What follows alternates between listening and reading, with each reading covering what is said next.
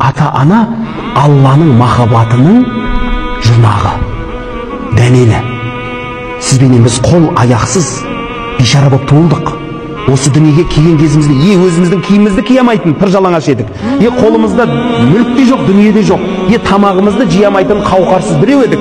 Алла тағала міне саған деп әрқайсымызға өзінің екі құлын, бір ұрғашы, бір еркек пендесін иіп табаныңызға құл қылып жығып берді.